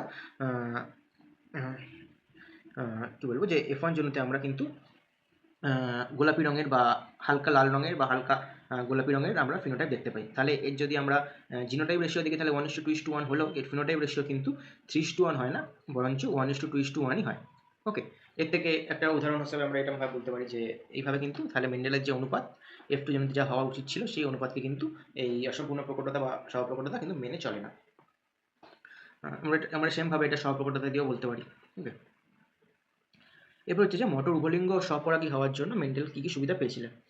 তো আমরা এখান থেকে বলতে পারি যে বিশুদ্ধত্ব বজায়, যেহেতু মটর যেহেতু উভলিঙ্গ ফুল এবং স্বপরাগী হওয়ার জন্য কী হয়েছিল, যে স্বপরাগের ফলে সৃষ্ট গাছগুলি মেন্ডেল বংশানুক্রমিকভাবে হোমোজাইগাস বা বিশুদ্ধ পেয়েছিলেন। ওকে, নিয়ন্ত্রিত সংকরণ হচ্ছে যে উভয়লিঙ্গ হওয়ার জন্য কী হয়েছিল, মেন্ডেল সহজেই সেগুলোকে কিন্তু ইতর পরাগযোগ ঘটাতে তিনি পেরেছিলেন, যার ফলে কী হয় যে তার ইচ্ছা অনুযায়ী তিনি কোনো ফুলের পুংকেশরকে অপসারণ করে তার পছন্দসই বৈশিষ্ট্য সেই ফুলের মধ্যে প্রবেশ করিয়ে তিনি সহজেই বীজ উৎপন্ন করতে বা অর্থাৎ ফল উৎপন্ন করতে পেরেছিলেন, মানে অর্থাৎ নিয়ন্ত্রিত সংকরায়ন ঘটাতে পেরেছিলেন। তাহলে দুটো পয়েন্ট হচ্ছে কি, একটা হচ্ছে নিয়ন্ত্রিত সংকরায়ন, ওকে, আর একটা হচ্ছে বিশুদ্ধতা বজায়, যেহেতু সেটি স্বপরাগী ফুল, অর্থাৎ সেই অর্থাৎ মটর গাছ নিজের ফুল দ্বারাই নিজেকে বিশুদ্ধ করতে সক্ষম, যার ফলে কী হয়, আমরা জানি যে স্বপরাগযোগের একটি সবচেয়ে বড় বৈশিষ্ট্য কি, যে এর ফলে কিন্তু বিশুদ্ধতা বজায় থাকে। তো এই দুটো পয়েন্ট কিন্তু খুবই মোস্ট ইম্পর্টেন্ট, এবং এই দুটো পয়েন্টই প্রকৃতপক্ষে জানতে চেয়েছে যে কী কী সুবিধা পেয়েছিলেন। এক হচ্ছে বিশুদ্ধতা বজায় এবং দুই হচ্ছে নিয়ন্ত্রিত সংকরায়ন। তারপর দিচ্ছে কোনো সদ্য শিকড় হওয়া বন্যপ্রাণীর মাংস খাওয়া কেন্দ্র করে কোনো বনাঞ্চলের প্রাণীদের মধ্যে কী সংগ্রাম দেখা যেতে পারে। ওকে, একটা হচ্ছে যে আমরা বলতে পারি যে ইন্টারস্পেসিফিক স্ট্রাগল অর্থাৎ অন্তঃপ্রজাতি সংগ্রাম, আর একটা হচ্ছে যে ইন্টারস্পেসিফিক স্ট্রাগল অর্থাৎ আন্তঃপ্রজাতি সংগ্রাম। যেমন মাংসটির জন্য একই প্রজাতির একাধিক প্রাণী, যেমন দুটি বাঘ, ওকে, বা দুটো শিয়াল আমরা বলতে পারি, নিজেদের মধ্যে লড়াই করতে পারে। তো এটা হচ্ছে যে ইন্টারস্পেসিফিক। আর একটা হচ্ছে যে ইন্টারস্পেসিফিক, যখন সেই মাংসটির মধ্যে একটি শিয়াল বা একটি হাইনার মধ্যে মাংসের ভাগাভাগি নিয়ে লড়াই হচ্ছে। ওকে, এইভাবে আমরা বলতে পারি যে দুটো সংগ্রাম দেখতে পাই, একটা হচ্ছে ইন্টারস্পেসিফিক, একটা হচ্ছে ইন্টারপ্যাসিফিক। ওকে, তারপর দিয়েছে যে একটি রুই মাছ কীভাবে জলের ওপরে ভেসে ওঠে বা জলের গভীরে ডুবে যায়। তো আমরা জানি যে রুই মাছের দেহে আমরা কি লক্ষ্য করা যায়, যে সুইম ব্লাডার বা বায়ুথলি আমরা লক্ষ্য করতে পারি। তো যখন তার ভেসে ওঠার দরকার হয়, আমরা জানি যে মাছ রক্ত থেকে সমস্ত গ্যাস শোষণ করে, যার এবং সেই প্লবতা থলিতে গিয়ে সেই গ্যাস পূর্ণ করে, যার ফলে কী হয়, মাছের আপেক্ষিক ঘনত্ব জলের তুলনায় কমে যায় এবং যার ফলে মাছ জলের ওপরে ভেসে ওঠে। এবং ডুবে যাওয়ার সময় ঠিক তার অপোজিট কাজটা তারা করে, যে প্লবতা থলি থেকে গ্যাস রক্ততে পৌঁছে যায়, যার ফলে কী হয়, থলিতে গ্যাসের পরিমাণ কমে যায়, এর ফলে মাছের আপেক্ষিক ঘনত্ব জলের তুলনায় বেড়ে যায়, যার ফলে মাছ গভীরে প্রবেশ করে। অর্থাৎ এটা একটা মনে রাখলে ঠিক তার অপোজিট হচ্ছে পরেরটা। মিন্স যদি আমরা ভেসে ওটাকে লক্ষ্য করি, তাহলে মাছ তার রক্ত থেকে সমস্ত গ্যাস শোষণ করে ওই বায়ুথলি বা সুইম ব্লাডার যেটাকে আমরা বলছি, অথবা প্লবতা থলিতে পূর্ণ করে, যার ফলে কি মাছের যে আপেক্ষিক ঘনত্ব থাকে সেই আপেক্ষিক ঘনত্ব জলের তুলনায় কমে যায়। আমরা জানি কোনো বস্তুর বা কোনো জিনিসের আপেক্ষিক ঘনত্ব যদি জলের তুলনায় কম হয়, তাহলে সেই জিনিসটি ভাসতে থাকে, এবং সেই একই কাজটি করে মাছ, এবং এর ফলে কি মাছ জলের উপর ভাসে। এবং ঠিক এর অপোজিট কাজটা করে যখন তার ডুবে যাওয়ার প্রয়োজন হয়, অর্থাৎ থলি থেকে গ্যাস রক্তের মধ্যে ফিরিয়ে দেয়, যার ফলে গ্যাসের পরিমাণ কমে যায় এবং আপেক্ষিক ঘনত্ব জলের তুলনায় বেড়ে যায়। ওকে, যার ফলে মাছ গভীরে ডুবে পড়ে, জলের গভীরে ডুবে যায়। এরপর দিয়েছে যে জৈব রাসায়নিক উৎপত্তি সংক্রান্ত মিলার এবং উরের পরীক্ষায় ব্যবহৃত বিক্রিয়ক এবং বিক্রিয় পদার্থের নামের একটি তালিকা তৈরি করতে বলেছে। তাহলে আমরা এখান থেকে দেখতে পারি যে বিক্রিয়ক পদার্থ যেমন কি হতে পারে, যেমন বিক্রিয় পদার্থ হচ্ছে মিথেন, অ্যামোনিয়া, হাইড্রোজেন, জলীয় বাষ্প, ওকে, এবং বৈদ্যুতিক স্ফুলিঙ্গ আমরা বলতে পারি। এবং উৎপন্ন পদার্থ কি, যেমন বিভিন্ন অ্যামাইনো অ্যাসিড, যেমন গ্লাইসিন, অ্যালানিন, জৈব অ্যাসিড, ওকে, ফর্মিক অ্যাসিড, অ্যাসিটিক অ্যাসিড এবং বিভিন্ন জটিল অণু কিন্তু সেখানে সৃষ্টি হয়েছিল। ওকে, তারপর দেখছি যে বায়ুতে দূষণ সৃষ্টিকারী বিভিন্ন গ্রিনহাউস গ্যাসের ঘনত্ব ক্রমাগত বাড়তে থাকলে পরিবেশে কী ধরনের সমস্যা হতে পারে। তো প্রথমে যে দুটো পয়েন্ট আমরা বলবো, একটা হচ্ছে বিশ্ব উষ্ণায়ন বা গ্লোবাল ওয়ার্মিং হতে পারে, এবং অপরটি হচ্ছে যে জলবায়ু পরিবর্তন এখান থেকে লক্ষ্য করা যায়। এরপর হচ্ছে যে মেরু ভাল্লুক ও গঙ্গা নদী শুশুকের বিপন্নতার কারণ। তাহলে মেরু ভাল্লুকের বিপন্নতার কারণ কী হতে পারে? এক হচ্ছে যে আমরা জানি যে এইমাত্র যেটা হলো যে বিশ্ব উষ্ণায়ন বা জলবায়ু পরিবর্তনের ফলে মেরু অঞ্চলে বরফ গলে যাচ্ছে, যার ফলে মেরু ভাল্লুক তার বাসস্থান হারাচ্ছে। ওকে, আর গঙ্গা নদীর শুশুক যদি আমরা বলি, যে বাসস্থান এখানে তো আছে গঙ্গা নদীর দূষণ, ওকে, কলকারখানার বর্জ্য গঙ্গা নদীতে পড়ছে, যার ফলে গঙ্গা নদীতে দূষণ দেখা দিচ্ছে। এছাড়াও নদী বাঁধ, ওকে, ব্যারেজ নির্মাণের ফলে তাদের স্বাভাবিক যে বিচরণ ক্ষেত্র বা তাদের স্বাভাবিক যে বাসস্থান সেগুলো বিঘ্নিত হচ্ছে, যার ফলে কিন্তু এই গঙ্গা নদীর শুশুক বিভিন্ন রোগে আক্রান্ত হচ্ছে বা আস্তে আস্তে বিলুপ্ততার দিকে এগিয়ে যাচ্ছে। এবার হচ্ছে যে অ্যাজমা রোগের পরিবেশগত কারণ কী কী হতে পারে।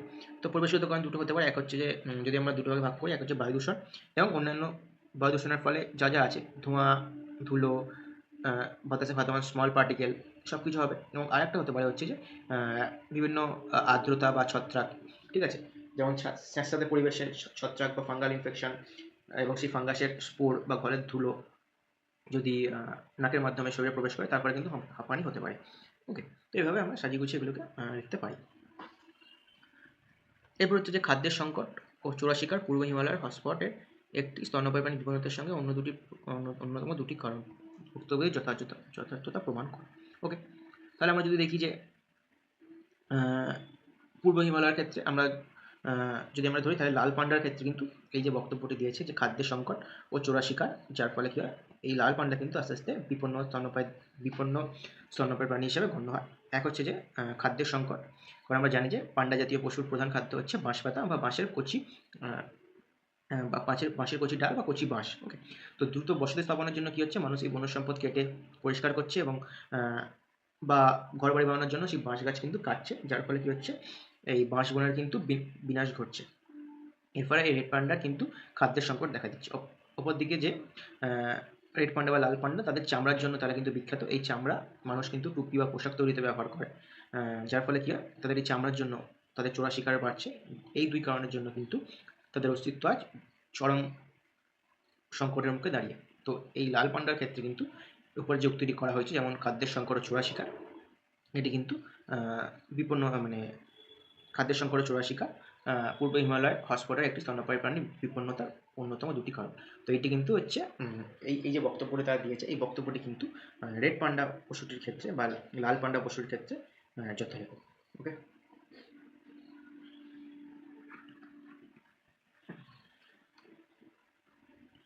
এরপর আমাদের চিত্র অঙ্কন আছে। ওকে, তো কী কী চিত্রাঙ্কন করতে বলেছে, একটি হচ্ছে যে স্নায়ুকোষ এবং অপরটি হচ্ছে যে ইউক্যারিওটিক ক্রোমোজোমের। ওকে, বা আমরা যদি আদর্শ ক্রোমোজোমের বলি, তাহলে আমরা যদি ছবির সাহায্যে এটাকে দেখি,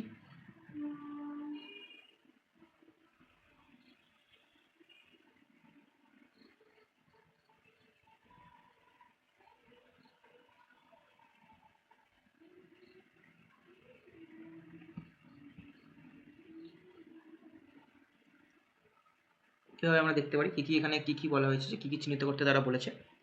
যদি আমরা স্নায়ুকোষ করি, তাহলে ডেনড্রন, সোয়ান কোষ, মায়োলিন আবরণী এবং র্যানভিয়ারির পর্ব। তো ডেনড্রন, সোয়ান কোষ, র্যানভিয়ারের পর্ব এবং হচ্ছে মায়োলিন সিথ অর্থাৎ মায়োলিনের আবরণী। এই মায়োলিন সিথ এবং যে জায়গাগুলো মায়োলিন সিথ অবস্থিত বা মায়োলিন সিথ নেই, সেই জায়গাগুলো কিন্তু র্যানভিয়ারের পর্ব আমরা লক্ষ্য করি। ওকে, আর ইউক্যারিওটিক ক্রোমোজোমের ক্ষেত্রে সেন্ট্রোমিয়ার, নিউক্লিয়ার অর্গানাইজার, স্যাটেলাইট এবং টেলোমিয়ার। ওকে, স্যাটেলাইট, নিউক্লিয়ার অর্গানাইজার, টেলোমিয়ার এবং হচ্ছে সেন্ট্রোমিয়ার। তো এইভাবে আমরা চিত্রগুলোকে ড্রয়িং করতে পারি। এবং যেটা আমি আগেও বলেছিলাম আমাদের আগের 2025 সালের পিওয়াইকে ডিসকাশনের সময়, যে আমরা চিত্রগুলোকে সব একদিকে করার চেষ্টা করব। ওকে, একদিকে করার চেষ্টা করলে কি হয়, দেখতে ভালো। আমরা এরকম রাইট দিয়ে দেবো, এরকম লাইন টেনে পরপর এখানে লিখবো, এবং যেগুলো এখানে এই পাশে যেগুলো আছে সেগুলোকে কি আমরা কী করবো, এরকমভাবে টেনে এনে আমরা এখানেই লিখবো। ওকে, এইভাবে আমরা লিখলে চিত্রটা খুব সুন্দর হয়। ওকে, অথবা কী করতে পারি, আমরা এইদিকেও একটা লাইন টেনে এদিকেও লিখতে পারি, অর্থাৎ এইদিকে একটা যদি আমরা লাইন টানি এরকমভাবে দিয়ে আমরা এই পাশেও কিন্তু লিখতে পারি। সুন্দর করে উপস্থাপন করলে কিন্তু মার্কস সত্যি বেশি পাওয়া যায়। ওকে, এবার আমরা চলে আসছি হচ্ছে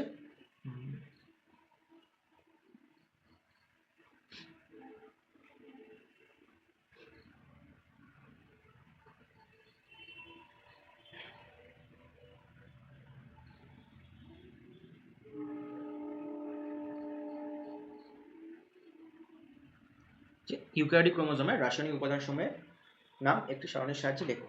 এবং যখন কোনো কোষচক্রের বিভিন্ন সময় বিভাজনের উপর নিয়ন্ত্রণ, তখন এই কোষের ক্ষেত্রে কী কী ঘটনা ঘটে। ওকে, তাহলে আমরা যদি দেখি যে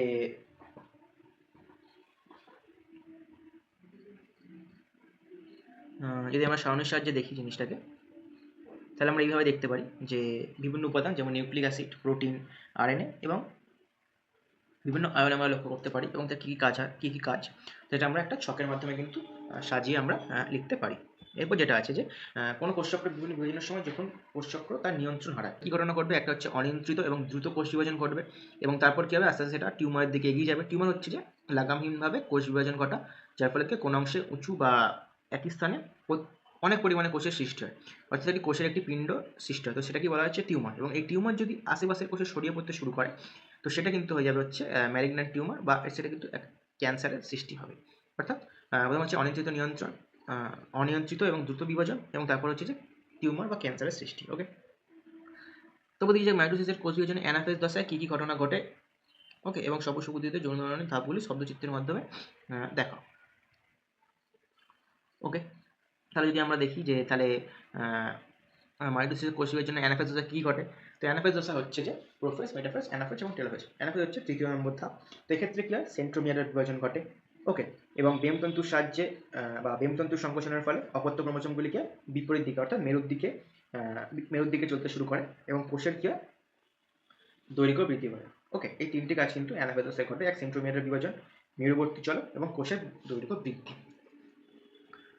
এরপর যেটি বলেছে যে সবুজ-সুবুদ্ধিদের যৌন জননের ধাপগুলি শব্দচিত্রের মাধ্যমে দেখো। ওকে, তো হয়তো ছবিটা অতটা ক্লিয়ার এখানে আসবে না, তো আমরা এভাবে লিখতে পারি। ওকে, যে কী কীভাবে ঘটে, শব্দচিত্রের মাধ্যমে মিলিয়ে আমরা শব্দের মাধ্যমে এবং অ্যারোর সাহায্যে কিন্তু আমরা সেগুলোকে লিখতে পারি।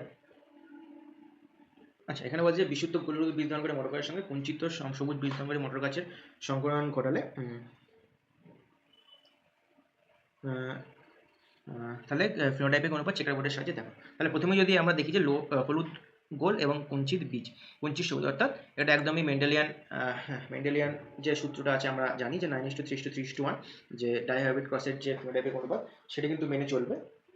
তাহলে আমরা ক্রসটা প্রথমে করে নেবো একদম সোজা, এবং সেখান থেকে আমরা অনুপাতটা পাবো 9:3:3:1, এবং আমরা কি লিখবো যে এখান থেকে মেন্ডেল যে সূত্রটি প্রমাণ করে সেটি হচ্ছে স্বাধীন বন্টন সূত্র, অর্থাৎ ল অফ ইন্ডিপেন্ডেন্ট অ্যাসর্টমেন্ট। তাহলে এই লতে কি বলছেন তিনি, যে গ্যামেট গঠনের সময় বিভিন্ন জিনের অ্যালিলগুলি একে অপরের থেকে স্বাধীনভাবে পৃথক হয়। এটাই হচ্ছে যে আমরা মেন কথা হিসেবে বলতে পারি যে গ্যামেট গঠনের সময় বিভিন্ন জীবের অ্যালিলগুলো একে অপরের থেকে স্বাধীনভাবে পৃথক ঘটে। মানে যে একটা জিনের জন্য যে বৈশিষ্ট্য উত্তরাধিকার, অর্থাৎ যে আমরা যদি আরো ভালো করে এটাকে বোঝাই, যে কোন একটি জিনের একটি বৈশিষ্ট্যের জন্য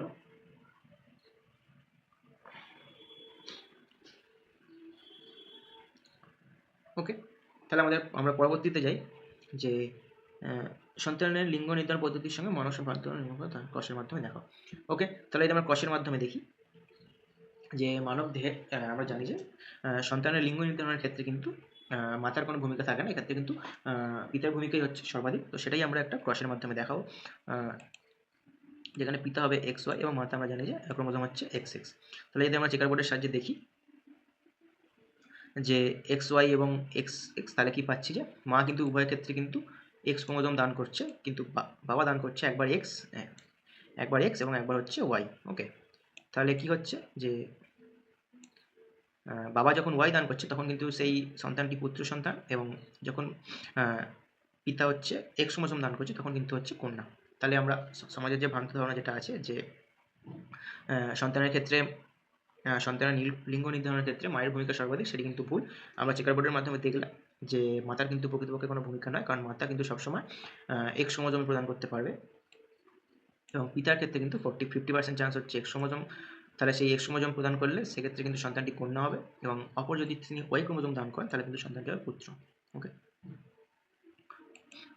এরপর যে প্রশ্নটি দিয়েছে যে থ্যালাসেমিয়া রোগের উপসর্গটি কী কী, তাহলে আমরা জানি যে থ্যালাসেমিয়া রোগের উপসর্গ কি, প্রথমে হচ্ছে রক্তাল্পতা বা অ্যানিমিয়া যেটাকে আমরা বলি, এটি হচ্ছে মেন উপসর্গ হচ্ছে থ্যালাসেমিয়া রোগের, যে রক্তে হিমোগ্লোবিনের মাত্রা কম থাকবে এবং আরবিসি কিন্তু সহজে ভেঙে যাবে, এবং এর ফলে কি হবে যে বিভিন্ন অঙ্গ প্রত্যঙ্গ অর্থাৎ ইন্টারনাল যে আমাদের অর্গানগুলো আছে যেমন প্লীহা, যকৃৎ, এগুলোর আয়তন কিন্তু বৃদ্ধি হবে, এবং কারণ এছাড়াও কিন্তু আমাদের থ্যালাসেমিয়ার ফলে কি হয় যে রক্ত যেহেতু সহজে ভেঙে যায় বা মাত্রা কম থাকে, তো আমাদের শরীর চেষ্টা করে কি হয় আরও বেশি করে রক্ত উৎপাদন করতে, যার ফলে কি হয় আমাদের শরীর এবার এক্সটার্নাল যে পার্টগুলো আছে যেমন মুখমণ্ডলের হাড় ইত্যাদি কিন্তু বিকৃতি ঘটে, যেমন উঁচু কপালের সৃষ্টি হয় বা মাথার বা কপালের হাড় কিন্তু বৃদ্ধি পায়। তাই আমরা দুটো পয়েন্ট কি লিখতে পারি, একটা হচ্ছে রক্তাল্পতা বা অ্যানিমিয়া, যে সেখানের মধ্যে আমরা লিখবো যে রক্তে হিমোগ্লোবিনের মাত্রা কম থাকবে এবং আরবিসি সহজে ভেঙে যাবে, যার ফলে রোগী ফ্যাকাশে বা দুর্বল হতে পারে, এটা আমরা লিখে দিতে পারি। দুই হচ্ছে যে অঙ্গ প্রত্যঙ্গের পরিবর্তন, একটা হচ্ছে ইন্টারনাল, একটা হচ্ছে এক্সটার্নাল। ইন্টারনাল কি, যেমন প্লীহা এবং যকৃতের আয়তন বৃদ্ধি পায়,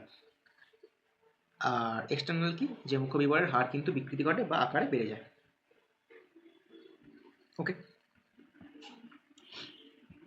এবার হচ্ছে যে বিভিন্ন মেরুদণ্ডী প্রাণীদের হৃৎপিণ্ডের ঘটনা তুলনামূলক আলোচনা করে এবং অভিবৃদ্ধি সংক্রান্ত তথ্য বলো। ওকে, এটা খুব ভালো প্রশ্ন।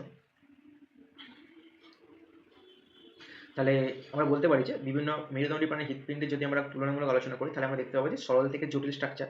ওকে, যেমন মাছের হৃৎপিণ্ড হচ্ছে সবচেয়ে সরল এবং দুটি প্রকোষ্ঠ বিশিষ্ট, একটি অলিন্দ একটি নিলয়। ওকে, আস্তে আস্তে আমরা উভচর দিকে যাবো, উভচরে কিন্তু তিনটি প্রকোষ্ঠ, দুটি অলিন্দ একটি নিলয়। ওকে, এবং যদি আমরা একদম মানুষের ক্ষেত্রে চলে আসি, স্তন্যপায়ীদের ক্ষেত্রে, সেখানে কিন্তু চারটি প্রকোষ্ঠ, দুটি অলিন্দ দুটি নিলয়, অর্থাৎ সরল থেকে কিন্তু জটিল হচ্ছে। তারপর আমরা দেখতে পাচ্ছি হচ্ছে উন্নত পরিবহন, যেমন পাখি এবং স্তন্যপায়ীদের ক্ষেত্রে কিন্তু সবচেয়ে হৃৎপিণ্ড উন্নত, এবং এখানে কিন্তু দূষিত এবং শুদ্ধ রক্ত মিক্সড হয় না। ওকে, যেটা কিন্তু প্রাথমিক দিকে হৃৎপিণ্ড, যেমন মাছেদের ক্ষেত্রে যে হৃৎপিণ্ড আছে সেই হৃৎপিণ্ডে কিন্তু শুধুমাত্র দূষিত রক্তে প্রবাহিত হয়। তারপর উপজাতের ক্ষেত্রে কিন্তু শুদ্ধ রক্ত বলাটা ভুল, বেশি অক্সিজেনযুক্ত রক্ত এবং কম অক্সিজেনযুক্ত রক্তের মিশ্রণ ঘটে, কিন্তু সেই মিশ্রণ কিন্তু পাখি বা মানুষ বা অর্থাৎ স্তন্যপায়ীদের ক্ষেত্রে কিন্তু ঘটে না। অর্থাৎ আমরা দেখতে পাচ্ছি যে অনুন্নত পরিবহন থেকে আস্তে আস্তে উন্নত পরিবহনের দিকে এগিয়েছে। ওকে, তাহলে এই যে দুটো প্রমাণ আমরা দিলাম, একটা হচ্ছে সরল থেকে জটিল এবং অনুন্নত থেকে উন্নত, তাহলে এই দুটি পয়েন্টে কিন্তু আমাদের অভিব্যক্তি প্রমাণ নিদর্শন করে। অর্থাৎ আমরা লিখতে পারি যে এই যে পরিবর্তন স্পষ্টতই নির্দেশ করে যে আদিম মাছ থেকে আস্তে আস্তে অপেক্ষাকৃত উন্নত উভচর, এবং তারপর কিন্তু সরীসৃপ, এবং তারপর কিন্তু আস্তে আস্তে মানুষ এবং পক্ষীর ক্রমবিকাশ ঘটেছে। ওকে, এবং বিবর্তনের ধারায় সবচেয়ে উন্নত বৈশিষ্ট্য হিসাবে পাখি এবং স্তন্যপায়ীর 4 প্রকোষ্ঠ বিশিষ্ট হৃৎপিণ্ড উদ্ভূত হয়েছে। অর্থাৎ প্রথমে আমাদের এখানে যেমন আমরা কোর্টে যেমন উকিল কেস বা প্রমাণ দাখিল করে সেরকমভাবে আমাদের বলতে হবে যে প্রথমে হচ্ছে সরল থেকে জটিলের দিকে গেছে হৃৎপিণ্ড, এবং পরিবহনে কিন্তু অনুন্নত থেকে উন্নতর দিকে গেছে। অর্থাৎ প্রথমে হচ্ছে 2 প্রকোষ্ঠ বিশিষ্ট এবং দূষিত রক্ত পরিবহন হতো, মানে কম অক্সিজেনযুক্ত রক্ত। তারপর আস্তে আস্তে উভচরের ক্ষেত্রে যদি আমরা যাই তাহলে দেখবো 3 প্রকোষ্ঠ এবং 2 রকমের রক্ত মিক্সড হচ্ছে। তারপর হচ্ছে সরীসৃপ, তারপর হচ্ছে যে পাখি আর স্তন্যপায়ী। ওকে, পক্ষী আর স্তন্যপায়ী, এদের হৃৎপিণ্ড সবচেয়ে উন্নত এবং পরিবহনের মাধ্যমে কিন্তু উন্নত, কারণ এখানে কিন্তু কম অক্সিজেনযুক্ত রক্ত এবং বেশি অক্সিজেনযুক্ত রক্ত অর্থাৎ শুদ্ধ এবং দূষিত রক্তের কিন্তু মিশ্রণ করছে না। তো এটি হচ্ছে প্রমাণ যে আস্তে আস্তে আদিম মাছ থেকে অপেক্ষাকৃত আস্তে আস্তে উভচর, তারপর সরীসৃপ, এবং তারপরে কিন্তু পক্ষী বা স্তন্যপায়ী কিন্তু স্তন্যপায়ীর কিন্তু ক্রমবিকাশ ঘটেছে। তো এটি কিন্তু বিবর্তনের ধারা, আমরা এভাবে বলতে পারি। তারপর যে ডারউইনের তত্ত্ব অনুসারে সব কিছু ব্যাখ্যা, একটা যোগ্যতমের উৎবর্তন, একটা হচ্ছে প্রাকৃতিক নির্বাচন। খুবই ডারউইনের ক্ষেত্রে এই দুটি হচ্ছে সবচেয়ে গুরুত্বপূর্ণ, একটা সার্ভাইভাল অফ দ্য ফিটেস্ট অর্থাৎ যোগ্যতমের উৎবর্তন। এখানে কি বলছে যে জীবন সংগ্রামে যে সকল জীবের দেহ বা যে সকল জীবের দেহে অনুকূল প্রকরণ ঘটেছে, অর্থাৎ অনুকূল প্রকরণ মানে হচ্ছে সেই পরিবেশে টিকে থাকার জন্য উপকারী বৈশিষ্ট্য। সরি,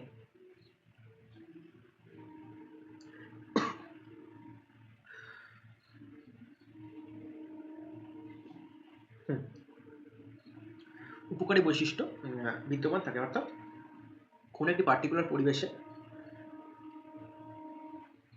বসবাস করার জন্য যে সকল জীবের দেহে সেই পরিবেশের অনুকূল বৈশিষ্ট্য বিদ্যমান থাকে, বা সেই সকল পরিবেশের অনুকূল বৈশিষ্ট্যের সৃষ্টি হয়, ওকে, বৈশিষ্ট্যের সৃষ্টি হয়, তো সেই সমস্ত প্রাণীগুলি কিন্তু বেঁচে থাকে। ওকে, আরেকটা হচ্ছে যে প্রাকৃতিক নির্বাচন হচ্ছে ন্যাচারাল সিলেকশন, মানে যে প্রক্রিয়া পরিবেশ নিজেই যোগ্যতম জীবদের নির্বাচন করে এবং তাদেরকে বংশবিস্তার বা বংশবৃদ্ধির সুযোগ দেয়, এটাই হচ্ছে প্রাকৃতিক নির্বাচন। তো এখানে তিনি বলছেন যে প্রকৃতি কিন্তু নির্বাচনকারী শক্তি হিসেবে কাজ করে। তাহলে সার্ভাইভাল অফ দ্য ফিটেস্টে কি বলা হচ্ছে, যে জীবন সংগ্রামে যে সকল জীবের দেহে অনুকূল প্রকরণ ঘটে, অর্থাৎ অনুকূল প্রকরণ হচ্ছে উপকারী বৈশিষ্ট্য, অনুকূল প্রকরণ ঘটে বা উপকারী বৈশিষ্ট্য বিদ্যমান থাকে, তারা পরিবেশের অন্যদের তুলনায় বেশি লাভ করে বা বেশি সুবিধা লাভ করে। অর্থাৎ এটা তো স্বাভাবিক ঘটনা, যদি পরিবেশের অনুকূল বৈশিষ্ট্য বিদ্যমান থাকে, যেমন আমরা ধরো বলতে পারি এখন তো আমাদের পরিবেশে প্রচুর দূষণ, তো আমার আমার আমার কাছে যদি একটা এক্সট্রা অক্সিজেনের গ্যাস সিলিন্ডার থাকে, ঠিক আছে, তাহলে আমি সেটা নাকে দিয়ে রাখবো এবং দূষিত গ্যাস না নিয়ে আমি সেই পিওর অক্সিজেনটা কিন্তু গ্রহণ করবো, তাহলে কি হচ্ছে, আমি বাকিদের থেকে বেশি সুযোগ সুবিধা পাচ্ছি। তো সেটাই এখানে বলছে যে যদি সেরকম বৈশিষ্ট্য থাকে যাতে তারা বাকিদের থেকে বেশি সুযোগ সুবিধা পায়, ওকে, তাহলে কিন্তু তারাই কিন্তু বেঁচে থাকবে বা তারাই কিন্তু আস্তে আস্তে সেই পরিবেশে চলে যাবে। অর্থাৎ যেটা আমি বললাম, তাহলে যদি কি হচ্ছে যে সারা পরিবেশে যদি অক্সিজেন নষ্ট হয়েও যায়, আমার কাছে যেহেতু সিলিন্ডার আছে, তাহলে কিন্তু আমি বেঁচে থাকবো অন্যদের থেকে। তো সেটাই হচ্ছে যে সার্ভাইভাল অফ দ্য ফিটেস্ট, যোগ্যতার উদ্বোধন। ওকে, তাহলে কি হলো, সেই জীবগুলোর দিয়ে যেহেতু সেই পরিবেশে বসবাস করার জন্য উপকারী বৈশিষ্ট্য বিদ্যমান আছে বা অনুকূল প্রকরণ বিদ্যমান আছে, তাহলে সেই জীবগুলো কি হলো, সেই পরিবেশে টিকে গেল, ওকে, এবং তারা কি হলো, আস্তে আস্তে বংশবৃদ্ধি করতে থাকলো। এটাই হচ্ছে সার্ভাইভাল অফ দ্য ফিটেস্ট। আর প্রাকৃতিক নির্বাচন কি ন্যাচারাল সিলেকশন, যে প্রক্রিয়া পরিবেশ নিজেই কি হয় যোগ্যতম জীবদের নির্বাচন করছে, ওকে, এবং শুধুমাত্র তাদেরকেই হচ্ছে বংশবৃদ্ধির সুযোগ দেয়, যার ফলে কি হয়, সেই পরিবেশে টিকে থাকার জন্য বৈশিষ্ট্যগুলি পরবর্তী প্রজন্মে সঞ্চারিত ঘটে, ওকে। তো সেটাই হচ্ছে প্রাকৃতিক নির্বাচন বা ন্যাচারাল সিলেকশন। এরপর আমরা দেখব যে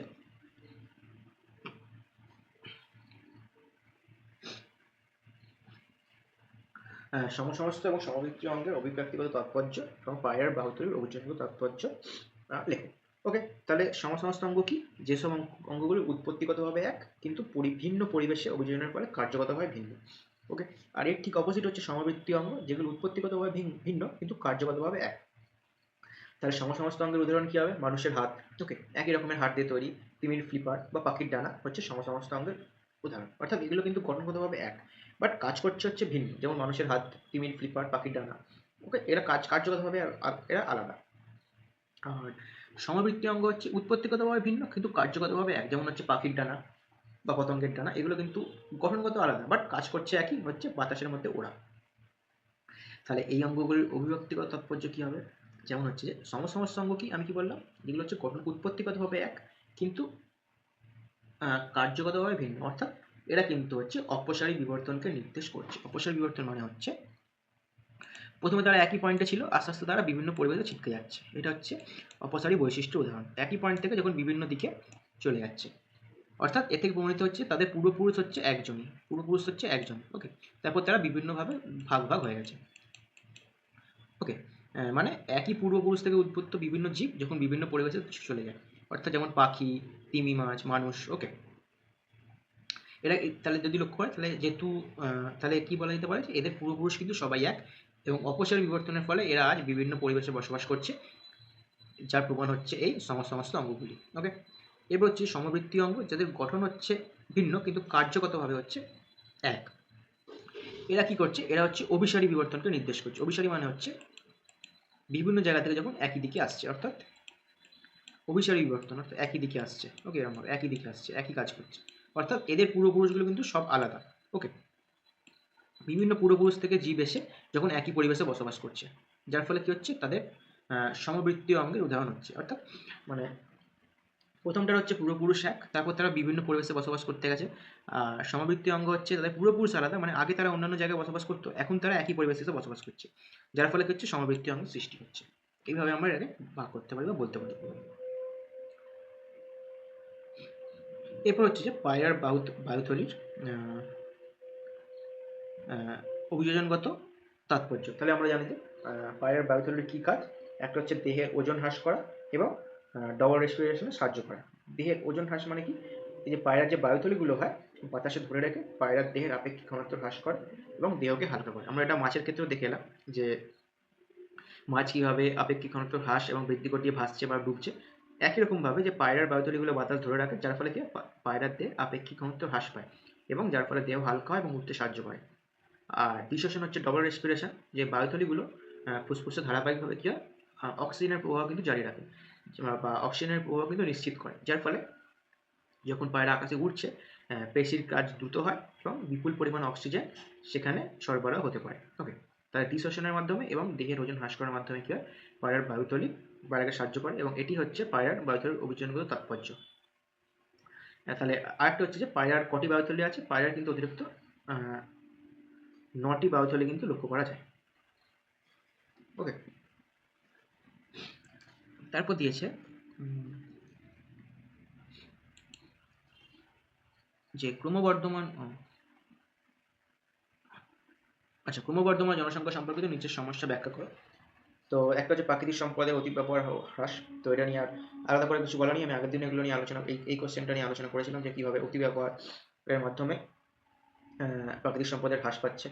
তারপর হচ্ছে বায়ুমণ্ডলের পরিবর্তন এবং বিশ্ব উষ্ণায়ন। তো এটাও আমরা প্রায় জানি যে কীভাবে কী হচ্ছে। জনসংখ্যা বৃদ্ধির সাথে সাথে জীবাশ্ম জ্বালানির চাহিদা বাড়ছে, যার ফলে বাতাসে কার্বন ডাইঅক্সাইড, কার্বন মনোক্সাইডের পরিমাণ বাড়ছে। এবং তারপর হচ্ছে অরণ্য ধ্বংস, বাস্তুতন্ত্রের ক্ষয়।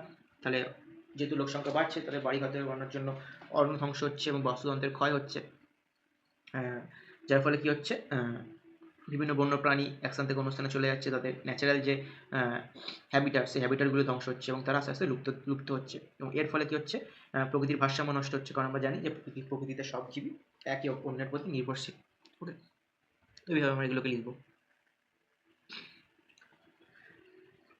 এরপর যে কী কী কারণে নাইট্রোজেন চক্র বিঘ্নিত হতে পারে।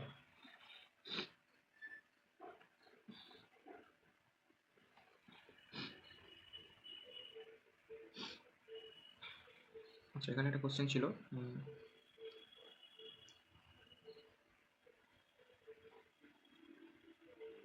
কী কী কারণে নাইট্রোজেন চক্র বিঘ্নিত হতে পারে। তাহলে প্রথমে হচ্ছে কৃষিতে অতিরিক্ত সারের ব্যবহার। ওকে, জীবাশ্ম জ্বালানির দহন, বন জঙ্গল ধ্বংস, এগুলো আমরা বলতে পারি।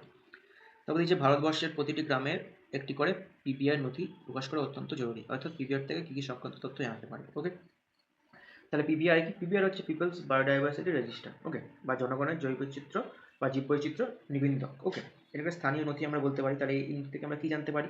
যে সেই স্থানীয় জায়গায় কী কী জীববৈচিত্র্য আমরা লক্ষ্য করতে পারি। ওকে, বা প্রথমত আমরা জানতে পারি সেই এলাকাটার নাম। ওকে, সেখানে সমস্ত উদ্ভিদ এবং প্রাণী প্রজাতির নাম আমরা সেখানে জানতে পারি। এছাড়াও জানতে পারি যে তারা সেই সমস্ত উদ্ভিদ বা প্রাণী প্রজাতি কতটা পাওয়া যায়, কতটা পরিমাণে পাওয়া যায়, কোন কোনগুলো এন্ডেঞ্জার্ড বা কোন কোনগুলো প্রচুর পরিমাণে আছে, এগুলো আমরা পেতে পারি। ওকে, এছাড়া আমরা কিছু কিছু জ্ঞান অর্জন করতে পারি, যেমন সেখানে কিছু স্থানীয় সম্পদ আমরা জানতে পারি, যেমন কোনো যদি ওষুধ থাকে বা কিছু পরিমাণে পার্টিকুলার কিছু খাদ্য ওখানে উৎপন্ন হয় এবং সে সমস্ত খাদ্যের গুণাগুণ আমরা বা সে সমস্ত লোক ওষুধ বা ওষুধের গুণাগুণ আমরা সেখান থেকে বা পিবিআর থেকে আমরা জানতে পারি। ওকে, তাহলে এই যে সুন্দরবনের পরিবেশগত একটি সমস্যা হলো খাদ্য সংখ্যার ভারসাম্য ব্যাঘাত। 3টি উদাহরণের সাহায্যে বক্তব্যটির যথার্থতা প্রমাণ করো। ওকে, খুবই সুন্দর কোশ্চেন। আচ্ছা, এখানে প্রশ্ন দিচ্ছে পরিবেশগত সমস্যা হলো খাদ্যের ভারসাম্য ব্যাঘাত। 3টি উদাহরণের সাহায্যে এটি বলো। তো প্রথমে হচ্ছে যে প্রধান খাদ্য অর্থাৎ বাঘকে আমরা জানি যে চোরা শিকারের দ্বারা প্রচুর পরিমাণে শিকার করা হচ্ছে, যার ফলে বাঘের সংখ্যা কমে যাচ্ছে। বাঘের সংখ্যা কমে গেলে কী হবে? হরিণ, বিভিন্ন তৃণভোজী প্রাণীর সংখ্যা বৃদ্ধি পাচ্ছে। তো এইগুলো কী করে?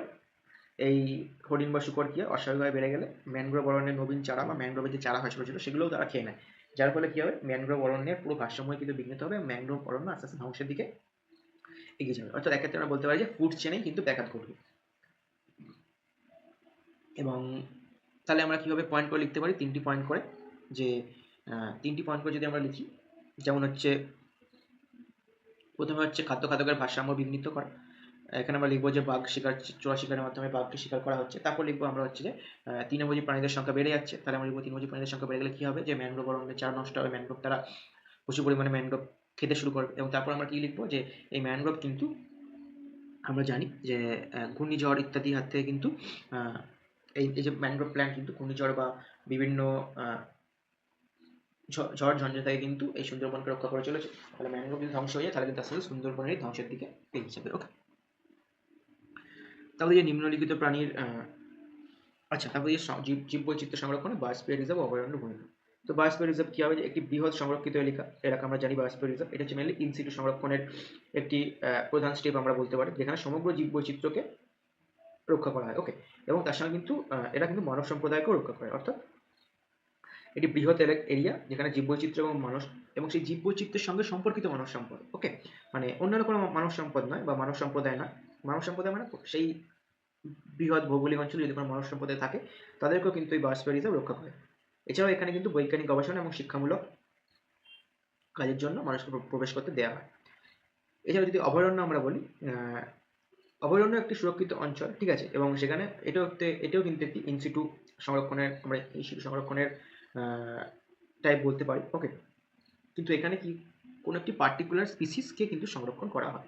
ওকে, এবং তাদের শিকার আর বা তাদেরকে বিরক্ত করা বা তাদেরকে ধরা কিন্তু এখানে কঠোরভাবে নিষিদ্ধ। ওকে, অভয়ারণ্য কিন্তু কোনোভাবেই মানব সম্পদকে কিন্তু রক্ষা করে না, যেটা কিন্তু বায়োস্ফিয়ার রিজার্ভ হচ্ছে কোনো একটি বাস্তুতন্ত্রের সমগ্র জীববৈচিত্র্য এবং সেই জীববৈচিত্র্যের সাথে সম্পর্কিত মানব সম্পদকে কিন্তু রক্ষা করে চলে। এরপর দিয়েছে বন্যপ্রাণীগুলির বিপন্নতার কারণ এবং মানব স্বাস্থ্যের উপর বায়ু দূষণের প্রভাব। তো রয়্যাল বেঙ্গল টাইগার আমরা জানি চোরা শিকার, ম্যানগ্রোভ অরণ্যের ধ্বংস ইত্যাদি ইত্যাদি কারণে। একশৃঙ্গ গন্ডার হচ্ছে তার শিংয়ের জন্য। ওকে, এছাড়াও নদী উপত্যকা ক্রমাগত ধস বা নদীর বন্যার কারণে একশৃঙ্গ গন্ডার ধ্বংস হচ্ছে। সিংহ হচ্ছে আমরা জানি যে বাসস্থান ধ্বংস, প্রধানত যে আমরা গুজরাটের গির অরণ্যকে লক্ষ্য করতে পারি যে অরণ্য ক্রমশ সংকুচিত হচ্ছে, মানুষ জঙ্গল কেটে কিন্তু তাদের বাসস্থান বানাচ্ছে। এছাড়া হচ্ছে চোরা শিকার তো আছে। ওকে, তো মেন যে কারণগুলো আমরা বলতে পারি যে রয়্যাল বেঙ্গল টাইগার হচ্ছে চোরা শিকার এবং ম্যানগ্রোভ অরণ্য ধ্বংস। একশৃঙ্গ গন্ডার হচ্ছে চোরা শিকার এবং বন্যা, এবং সিংহ হচ্ছে যে বাসস্থান ধ্বংস। ওকে, তারপর হচ্ছে মানবদের বায়ু দূষণের প্রভাব। তাহলে বায়ু দূষণের প্রভাব কী লিখতে পারি আমরা? শ্বাসতন্ত্রজনিত রোগ, কার্ডিওভাস্কুলার ক্ষতি। ওকে, এইভাবে আমরা লিখতে পারি। প্রচুর পরিমাণে হতে পারে মানব স্বাস্থ্যের উপর বায়ু দূষণের প্রভাব, ঠিক আছে। বায়ু দূষণের ফলে চোখ জ্বালা করতে পারে, ঠিক আছে। তো এগুলো আমরা এভাবে লিখতে পারি। তো এই গেল হচ্ছে আমাদের 2024 সালের জীবন বিজ্ঞান কোশ্চেনের PYQ। তো তোমার যদি ভিডিওটা ভালো লেগে থাকে তাহলে আমাদের চ্যানেলকে ফলো করো এবং সাবস্ক্রাইব করো। Thank you.